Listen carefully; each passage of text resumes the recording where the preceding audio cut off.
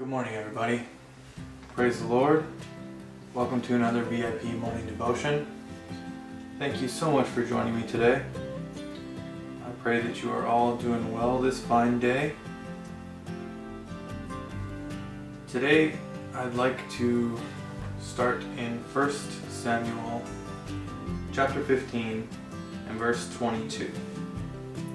And Samuel said, "Hath the Lord as great delight in burnt offerings and sacrifices as in obeying the voice of the Lord? Behold, to obey is better than sacrifice, and to hearken than the fat of rams." From this, that is a strong declaration that God highly values obedience. Now I'd like to flip to Proverbs chapter 3, verses 5 and 6. "Trust in the Lord with all thine heart, and lean not unto thine own understanding. In all ways acknowledge him, and he shall direct thy paths." Now, if we look at these two verses together, we can infer that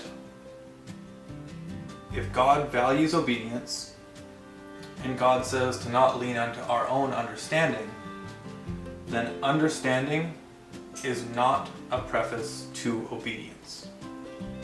And we see this many times in the Bible. We see it when Israel marches around the walls of Jericho. God did not tell them why they were marching around, but they obeyed and the walls fell and they took the city.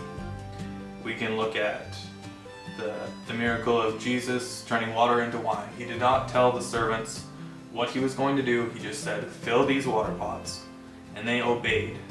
And because of that, they were privy to that miracle. We can look at it in a negative way as well. If we look at Moses, when Israel entered into the desert, and God told Moses to speak to a rock, and instead his anger overcame him and he smote the rock.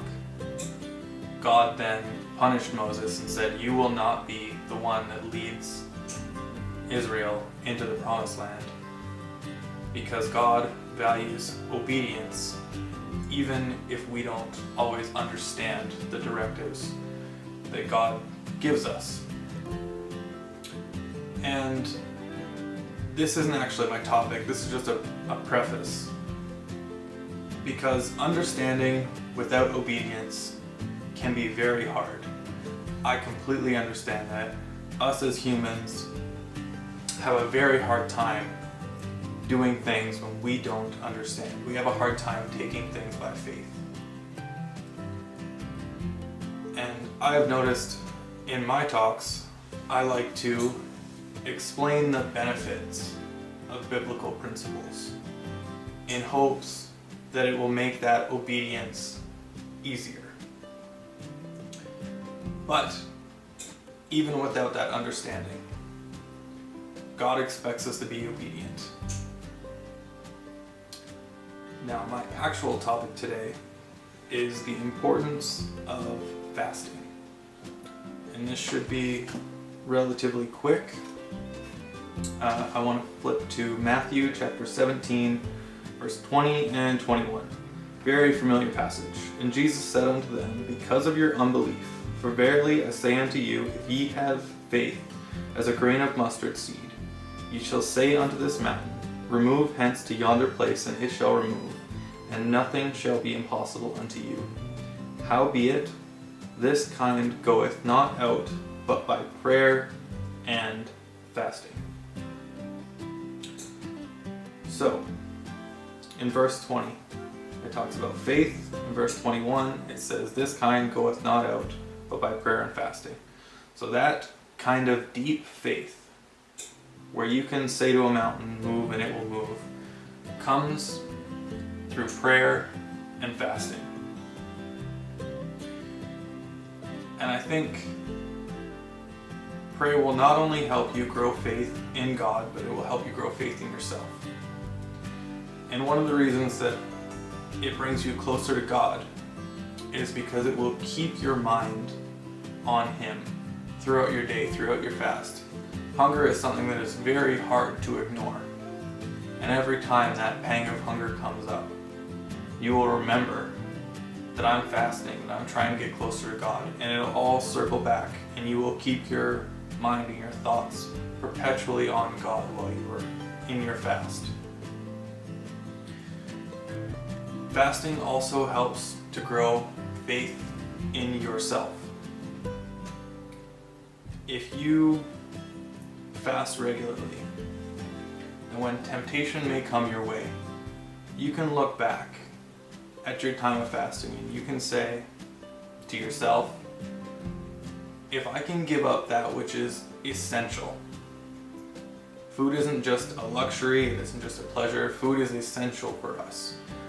If I can give up that which is essential, then can I not give up this thing? Can I not overcome this temptation? Can I not give up this pleasure that is but for a moment? And this made me think back to when I was a new convert. Still a very new convert, and pastor preached about dress code. And I thought to myself, this is something that I don't think that I want to do. But upon later rumination, it occurred to me that if I can give up all these other carnal pleasures, if I can give up my whole old life, then what is this little thing that I can't give up? And I think that same principle applies to fasting and pretty much any temptation. So, I encourage you today to obey even without understanding. If we are obedient, in time, understanding will come.